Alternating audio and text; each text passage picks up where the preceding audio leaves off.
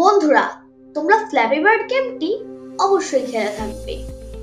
আজ আমরা এরকমই একটি গেম তৈরি করব, যেখানে একটি পাখি বিভিন্ন বাধা পেরিয়ে এগোতে থাকবে এবং আমরা এই পাখিটিকে কন্ট্রোল করতে পারবো নিজেরা।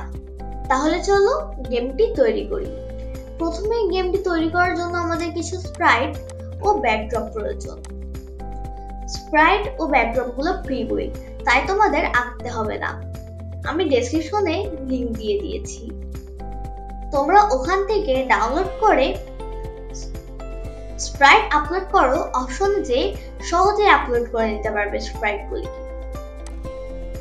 তাহলে চলো এবার কোড করা শুরু করি। প্রথমেই পাইপ স্প্রাইটটিকে সিলেক্ট করো। পাইপ স্প্রাইটটিকে সিলেক্ট করে ঘটনা সেকশন থেকে যখন সবুজ পতাকা ক্লিক করা হয় ব্লকটিকে নিয়ে এসো।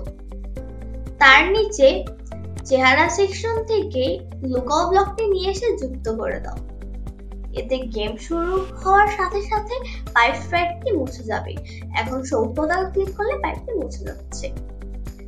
আমাদের এখানে ক্লোন নিয়ে কাজ করতে হবে, তাই লুকাও ব্লকের নিচে নিয়ন্ত্রণ সেকশন থেকে চিরকালের জন্য ব্লকটি নিয়ে এসে যুক্ত করে দাও। চিরকালের জন্য ব্লকের ভিতরে নিজের ক্লোন তৈরি করো। ব্লকটিকে নিয়ে এসে বসিয়ে দাও। নিজের ক্লোন তৈরি করো ব্লকের নিচে 1 সেকেন্ড অপেক্ষা করো। ব্লকটিকে নিয়ে এসো।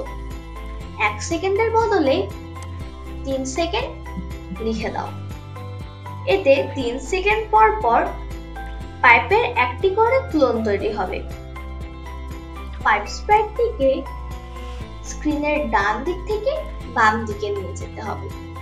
এখন আমাদেরকে সেই কাজটি করতে হবে। প্রথমে যখন আমি একটি ক্লোন হয়ে শুরু করি, ব্লকটিকে নিয়ে এসো।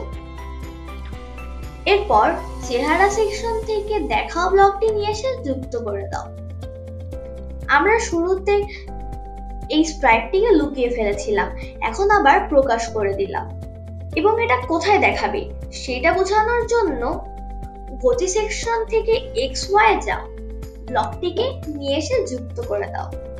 এখন x এর মান হিসেবে লিখে দিতে হবে 240, যাতে পাইপটা স্ক্রিনের একেবারে ডান পাশে প্রকাশ হয়। এরপর y এর মান হিসেবে অপারেটর সেকশন যাও। অপারেটর সেকশন থেকে 1 থেকে 10 এর মধ্যে যে কোনোটি বাছাই করো। ব্লকটিকে নিয়ে এসে y এর অবস্থানে বসিয়ে দাও।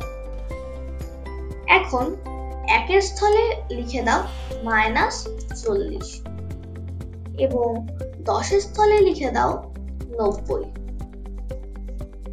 এতে পাইপের মাঝখানের ফাঁকা অংশ বিভিন্নভাবে পরিবর্তিত হবে।